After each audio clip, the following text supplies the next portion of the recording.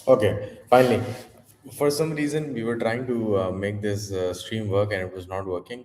But, ladies and gentlemen, welcome back to another episode of the BasedBros live stream. As you can see behind me, we've got this beautiful IKEA lamp, which we copped from Dubizzle. And it's basically a sign from God Himself that somehow the streams are coming together, things are improving. And hopefully, by the time you see this, tomorrow we would have a sofa right here which would make this place even better. And the views are obviously very immaculate. I live in like a quote unquote high rise apartment. It's not as fancy as some of the ones you've seen with like other crypto bros, and they live in apartments and whatnot, and they're overlooking the New York high rise. But of course, it's something. Now, getting back, there are two projects I want to discuss. Number one is Peer Protocol, and they have recently shifted to a deflationary burn and buyback model, right? And it's something that I believe is coming into effect because on their snapshot, I can see that it has been approved. So let's talk about that, and then we will go to Polaris, which is like a new kind of stable coin, about which unfortunately I understand much less than I would love to. Now, looking at this, Peer is now alive, a high performance order management system, consistent 5 million in daily notional volume. They're claiming that they have got product market fit. The TGE on 27th of September.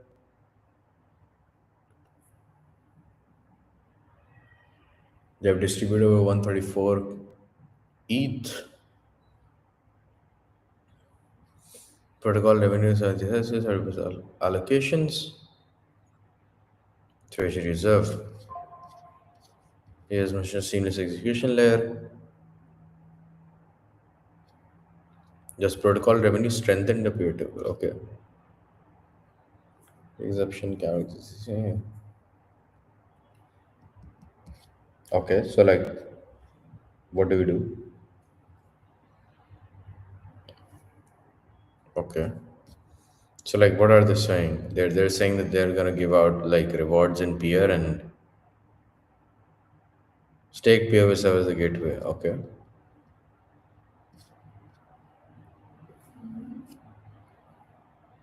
okay, so they're saying instead of distributing anything, we're just simply going to buy back our token. I think that's fair, to be very honest. A lot of people do that for regulatory clarity and whatnot anyway.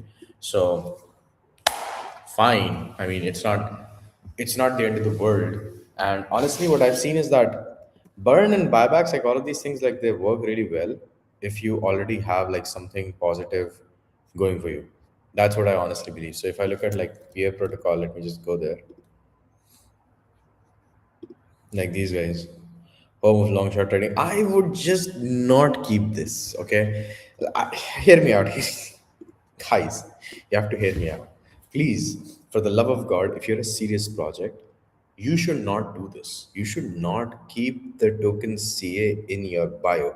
I don't understand who came up with this idea. I don't understand why is this widespread. Probably it's something that started off because of pump fun shitters and whatnot, but it's not high signal. It's not giving you the appeal that you think it's giving you. Does that make sense? It's not. So please don't do that. Please, for the love of God, I beg of you, remove that. It's just lowering your credibility. I'm not saying it's like going to be like a deal breaker, but if somebody's coming to you for like the first time, it will definitely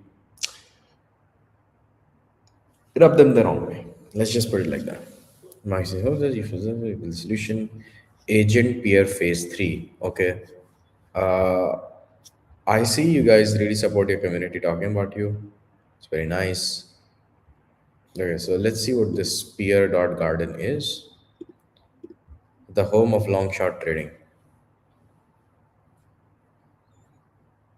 I would simplify this. One click decentralized pair and basket trading. Not a lot of people know what this is. I would just say go long and short in one click across multiple tokens with leverage to capture the hottest narratives in a single trade. And I would go long and short across multiple tokens in one click to capture the hottest narratives is what I would keep it. These numbers loaded a little bit slowly for me. Trade on Hyperliquid, trade on SIM. I have no idea what SIM is. The fuck is that? Okay. Um, every time I open something like this, I realized how little I understand shit. I think I think what we will realize going into 2026 and even like 2027 is that how many of these AI agent bots were unnecessary. I don't mean I'm not circling down on these guys. Like don't get me wrong. I'm not circling down on the idea of these guys having an AI agent. I'm just circling down on the idea of they're not actually requiring it. Like, do you feel me? You don't actually need it. That's very important. That's very important. So it's not that big of a deal. Now, let me actually try using this. So, wait. Am I on the right thing? Let me go to Pear.garden first. Okay. I click start trading. Okay. Ravi is what I connect. I think the problem that's happening. Oh, you're an arbitrum. I mean, nothing wrong in it, but I would want you to switch to base. What? This has never happened with me before. Why did it throw like an error before the pop-up even appeared?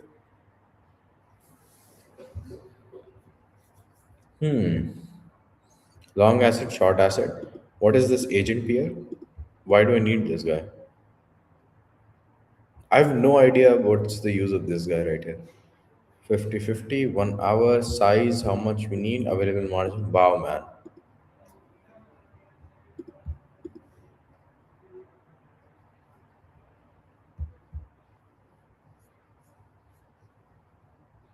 I literally don't have USD, otherwise, I would have tried this.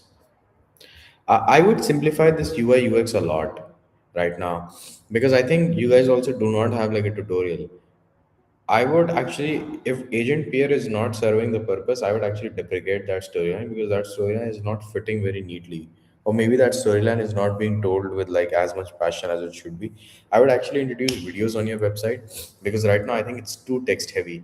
And as much as I like good copy, even that, like if you look at just this, it's just too much text by my modern standards. Like, let me actually show it to you guys. Yeah, like look at this. This is too much text. You have to go like less than this. I would like cap like try to see if you can say your exact same stuff in like one word, like one line. That's it. Right? Just let the people who want to find out through docs, right? Why do you have to say it?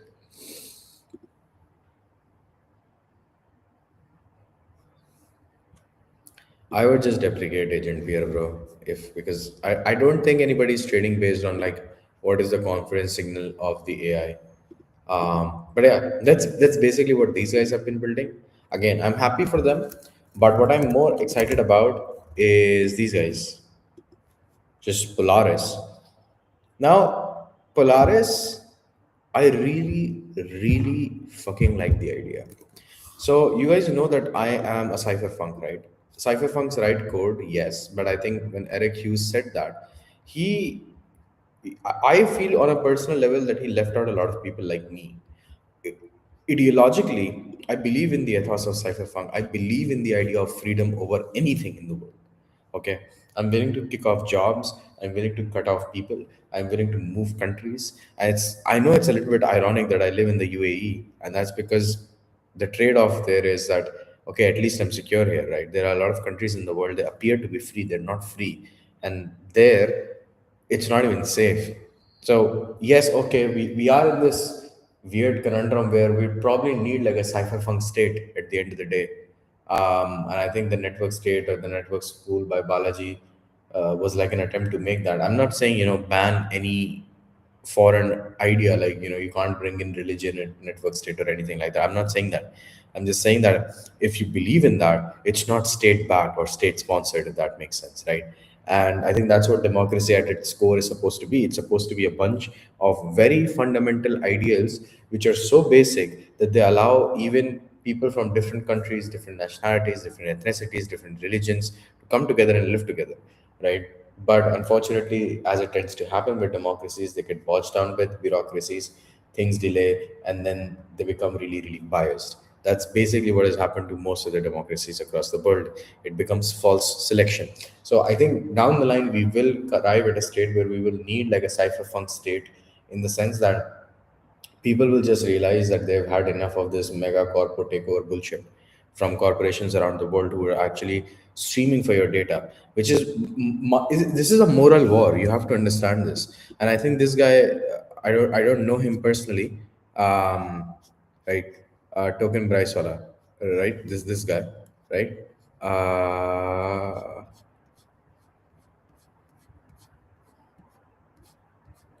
this guy, Token Bryce, yes. This guy, he wrote it. I'll show you something, okay?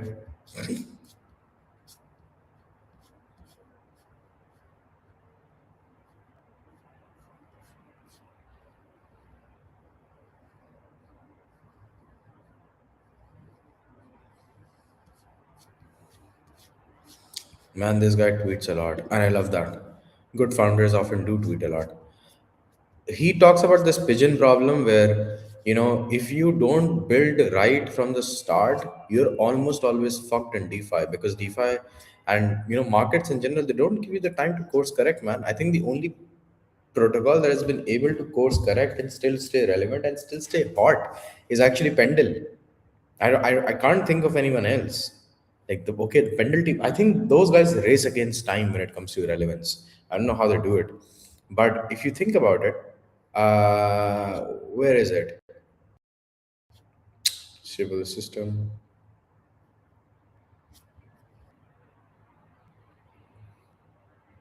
Yo, this one, okay. We want to see trustless DeFi survive us and be harnessed by our grandkids. This line is, man, I mentally came when I heard that. Okay. Uncensorable financial services, just like privacy, unnecessary weapons in the coming wars against megacorps and governments. And we cannot afford, okay, so I think one word like afford is missing, afford to leave our soldiers unequipped. We don't intend to be pawns, but rather to design the board on which the resistance fights.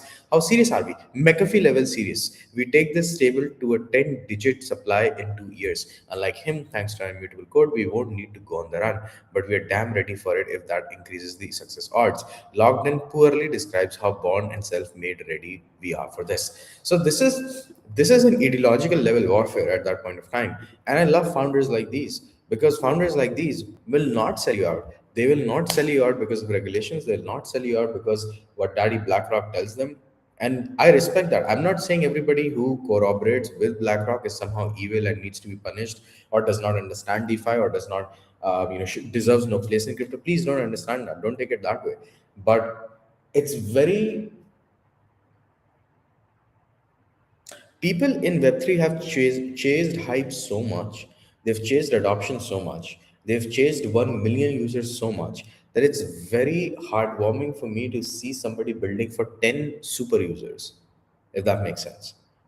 10 true believers, 10 religious people, people who believe in it so much they would miss their fucking Christmas dinner to work on this problem.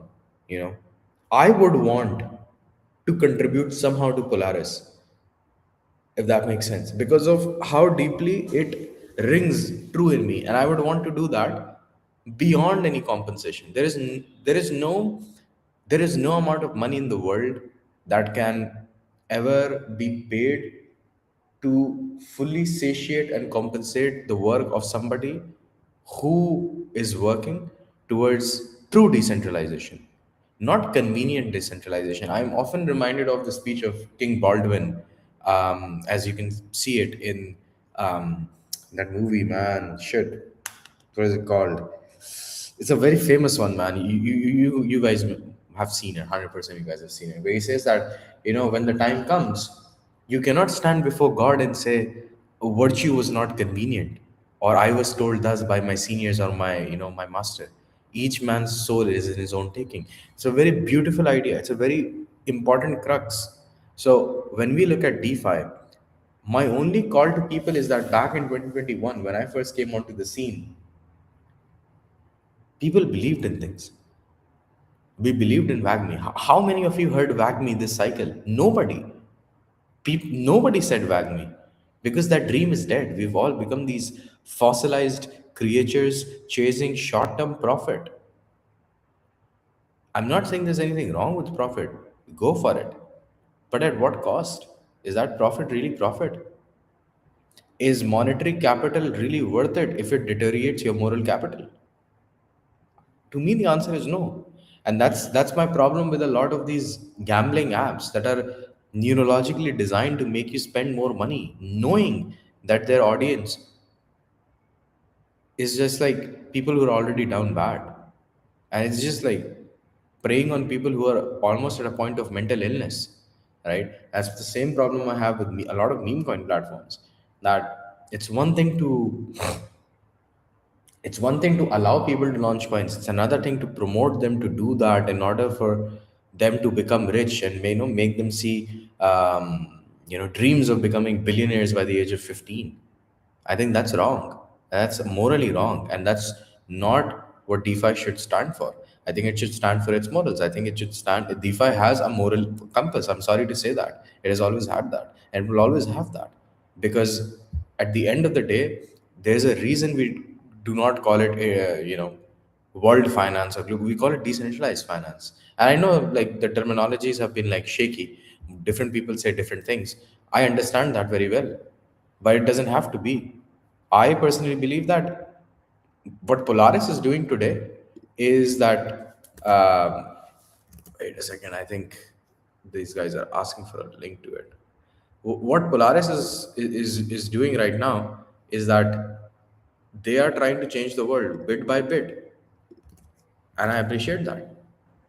What Polaris is doing today is that So this is going to wait be a second, I a think war that these happens on guys its are own. asking for a link to And it. this war is coming. What Like Polaris this war is always is coming. doing right I'm very now happy that is there are other that people who also think they about are this. trying to change the Because world to be bit by very honest, bit. I always used to believe that nobody else does. If nobody else worries about decentralization, if nobody else worries about fighting the good fight, then Aaron Swartz died for no reason. We've had people, we've had like people like Moxie and a lot of others. Yes, it is true. Consumer apps built are going to be really fucking difficult, especially when you've got these fucking corporations, man. They sell your data. I don't want to call out anyone, but if you look at Cled, what is Cled at the end doing? Okay, I don't want to call out anyone. Okay, but morally, I'm opposed to the idea of Cled, because what Cled is doing is it's trying to somehow convince you that selling your data to big corporations or companies in general is somehow going to be fairly compensated by them. Your data is priceless if you think about it. You are a human being. If I if I go back like 1,000 years and I tell people that I can analyze a human being so well that I would know which product he would want from the market, do you know how much money I would be making? Do you even know how much that is worth? And this information is now being given up by people themselves. And I realized this when I was working with Vana, or I was just like looking into it. I was like, that's very interesting. The people are willing to like give up their data like that. So I think the fair compensation idea is very important. And who do you give this data to? Sure, I would want to give my health data, but I would want to give it to an open source project, not fucking BlackRock. Not because I don't believe that BlackRock cannot acquire it through force, but because I'm just morally against the idea of private equity and stuff like that. That's just me. I'm morally opposed to the way they operate. They look at human beings like fucking numbers on a spreadsheet. Human beings are more than that, and that is what I think Polaris is also trying to trying to enshrine right here. They're saying that the stablecoin system is no compromises. It reminds me a lot about Rorschach, right? So if you look at, I don't know how many of you have watched The Watchmen. It's basically a movie. It's like a superhero movie in some sense. There's this character in there. It's called Rorschach, right? He doesn't compromise. His whole idea is that he doesn't want to fucking compromise. What does that get him? That gets him, kicked out of the league. That gets him like a lot of bad rep. He's basically actually a homeless guy. Spoiler alert. He's basically homeless throughout the entire movie. He's just keeping tabs. He's just a fucking nobody in the real world, and that's very important. We're all fucking nobodies in the world if it means fighting the right fight. Just because you're fighting a good fight, just because you're fighting an amazing fight, it does not mean you're fighting on the right side. So I think Polaris would be one mission that, if they do it right, without like doing any kind of shady ass fuck business, I would support them like 100%. 100% I would want to support them. And the simple reason is because this is the dream. This is the dream I've always wished for. This is what kind of like, Athena always said that, our yields will come from like this basis trade and stuff like that, from like funding rates. And only in like the article from Bryce did I uncover that they've actually moved to now like RWA exposure. And I was very surprised. I was like, what the fuck? Like insane. So a lot of people who started off as, oh, you know what, we are going to change the world, this sold out. And please don't get me wrong. I'm not saying they sold out because they were weak. They sold out because they had to, because they had a choice. And I think if Polaris is able to make itself into a project that cannot be sold out because the option simply virtually does not exist, then I think they would have done a fine job. They would have made a dent in the fucking on-chain world. You know, fuck it, they died trying. That's what people will look at them and say, okay, they died trying. And I'd much rather take that. Why would you want to work on a project that can be done by anybody else? This is, I don't understand any of this, by the way. Before you guys think that I'm saying this because the team is technical or anything, or because the somebody from EF is supporting this, is not my idea. The reason I'm supporting them is because the if Bryce is serious about what he said in the blog, then I would want to back a team who's that delusional about what it believes in, and I morally align with it, if that makes sense. Because we've also got like other people like meme coin platforms and stuff like that. I don't necessarily morally align with them. I would still interview them. I'd still talk to them. I would want to understand their viewpoint. Where did they come from? Why do they want to do it? Of course, making money is a very, very good thing. Everybody should make money. I'm pretty sure Polaris wants to make money as well. But my whole point is that it should not come at the cost of it should not come at the cost of your soul. Like you should be able to look back and say, you know what, I made a dent in the universe and something good happened because of it. That's basically, I think, what all of us should be aiming for. I would really be interested in seeing more of Polaris. I think their white paper is going to come soon. The protocol's collateral has been divided by the ETH into a bonding curve. PUSD borrowers. It has like a CDP architecture. Again, I've been in DeFi, but I'm not like super smart. That I'm not like exactly like super smart enough to like understand all of this. That's not the point. If you think about it, so I'm going to compare it with like a project, and I think you will a lot of you will understand, but a lot of you will hate me for making this comparison. But if you remember the early Olympus days, it was never about the yield. It was always about the meme, the 3-3 meme. It was never about always all of us getting rich. Or maybe for a lot of people it was about getting rich, but the core believers that stayed around and then went on to build like some of the foundational products that you and I used during Arbitrum era was people who said, okay, it's going to be the reserve currency of DeFi. And maybe we can learn from there. It's not necessarily that those guys were evil. Okay, fine. Maybe it did not perform as well as we once hoped it would. So what? The entire fucking market tanked. They tried. They made a dent in the universe. It's there for the world to see. I'm still talking about it. 4 years later, they probably still have like 200, 300 mil in the treasury, like saved up. So I would want, and Zeus, who is the founder of Olympus, I still remember to this day his pinned tweet, and I think it's still pinned. Let me actually see if it's still pinned. Uh, it's called Om Zeus, if I'm not mistaken. Yes, and it was there on his. Oh no, it's no longer pinned. But I remember. Oh yeah, it is pinned. Bet big on projects and people you believe in. This is an insane thing to say on January 19, 2021, and I, I believe this. I honestly believe this. I'm not comparing Polaris with like Ohm, and I'm not saying that they're going to be like Ohm. Don't take my word for it, word to word. But I would want to see more ideological DeFi. I want the old days back, man. I want founders going to war. I want founders to fight other founders who are building for the same problem, but another solution, and I want this founder to tell me why this solution sucks. And I don't want this to be like just like a Twitter warfare. I want there to be actual blogs on this. I want there to be fucking articles. I don't want like, just mimetic warfare at the end of the day, because I want this problem solved. I don't necessarily want them to get personal. That's not the point.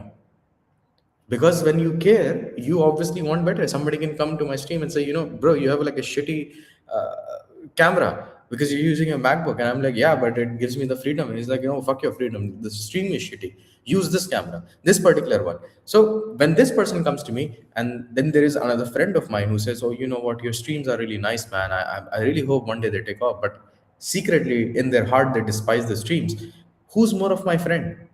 The first guy. At least he's telling me what to do. So if you think about it, all of these experiments that we're doing in DeFi, we've come to a point where nothing new has been happening in DeFi. If you think about it, in the last 2 years, I can't think of a lot of new things that happened in DeFi. Sure, probably like Athena and then like Pendle were like the last two major unlocks that happened. And then two, they were like, Athena was like cash and carry trade, if I'm not mistaken, right? So it was basically something that we took from like TradFi and like boom, we've got Web3 versions of it. I want to see novel architecture being built, man. Like, how hard is it? Fine, we only do one or two protocols every 2 years. But now I think this problem is going to happen the most with fucking AI, because the whole crypto XAI sector, I'm not calling out the entire sector, like all the projects within the sector, but a lot of them could have just like, why did they not team up? A lot of you guys could have just teamed up and solved the problem together. Why did you have to compete? I don't understand. And I think it's happening because people are like fighting. It's like who can raise more money, but they're not fighting against like the problem itself. I personally, with my streams, I fight a very simple problem. High quality Web3 and AI education is not as accessible, and it's not novice friendly, bro. It's not novice friendly at all. I have been trying to install Claude Bot on my fucking laptop for like a day at this point, a day or two.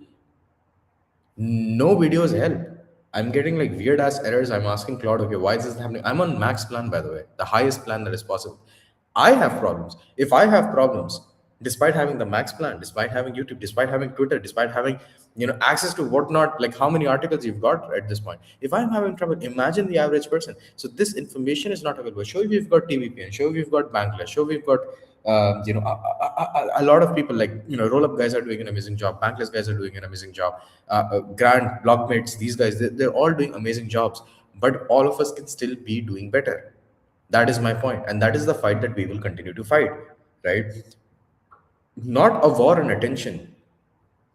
I would personally want to create a company where a person gets like one protocol a day, something that I really like Alia research for, or Alia research, however you pronounce it, it's ALEA. Something that I really like Alia research for is that they cover like I believe like one project, but they cover it in like sufficient detail for me to understand it.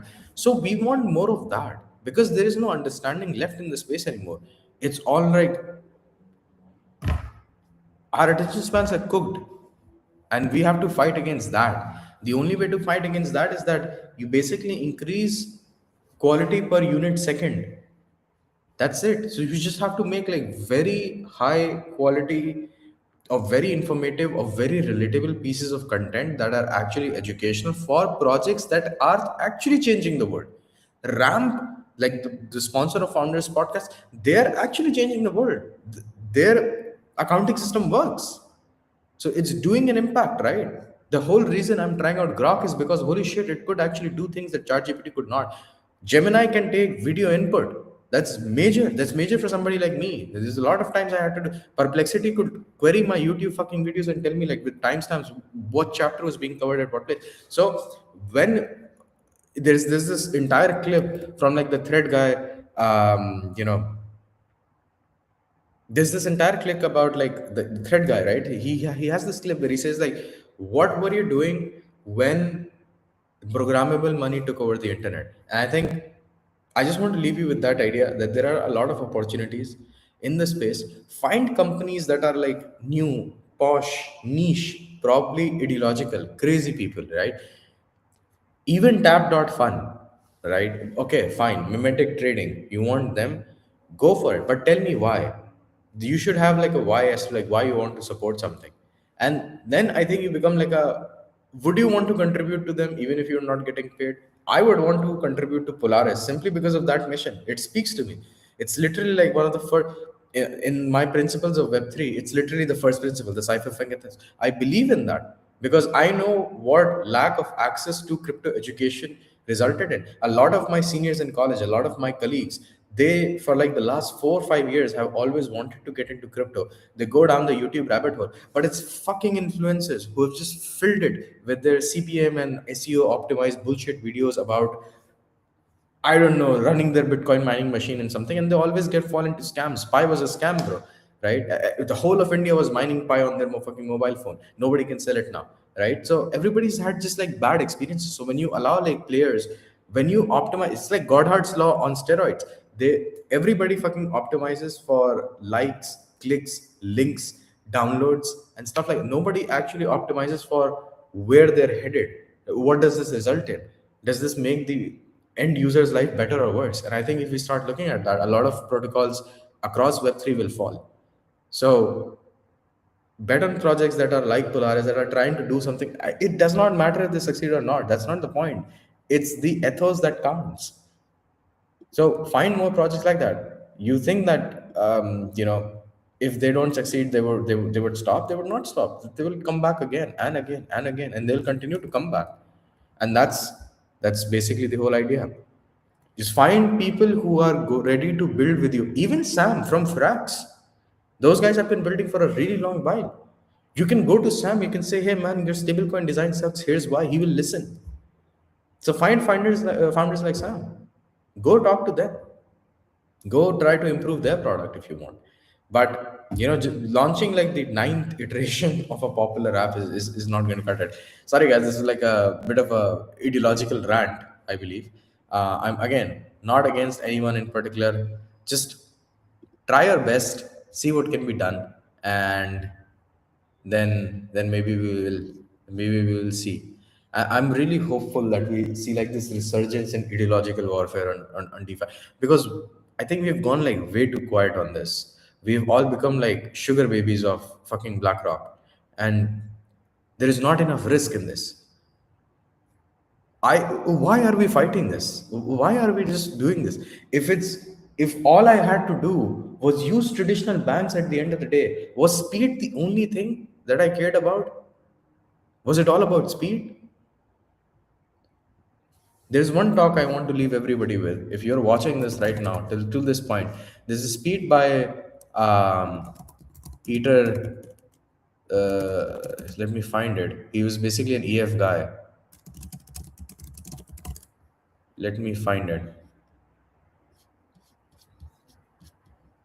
I cannot find it. His name is, he basically recounts the story of Stripe, if I'm not, or Swift. Swift, yes. That's what he does. And yes, this guy. He has a speech. It's his last speech as EF, Global Ethereum lead, his last speech. And it's called So Long and Thanks for the Fish, I believe, or something along those lines. Right? Let me try to find it.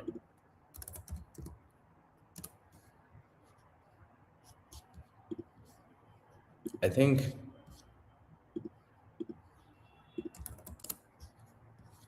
it was this one. Decentralization, origins versus reality. Right? I think this was the last time he spoke about it.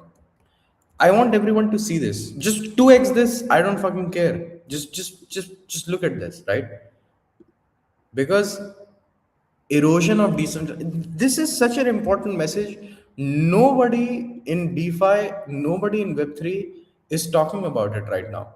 And this makes me cry, honestly, because it was not how it was used to be. Everybody who has come this cycle, they don't know that people actually cared about decentralization to the point of just driving a stake into the ground and fighting for it. They knew they could make the process more efficient, man.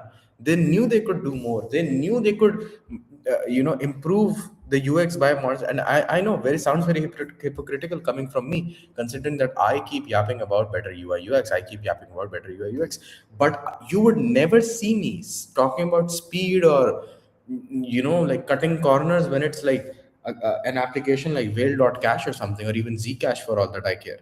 It's always an ideological question that, okay, if I'm using near intents, then if I'm sending something from my base wallet address, does that docs mean, and can somebody not do like a time study as to like, okay, 3.5 USDC here goes to this particular address, 3.5, okay, then this was probably belonging to this person. So how is like Zcash revolving addresses preventing this?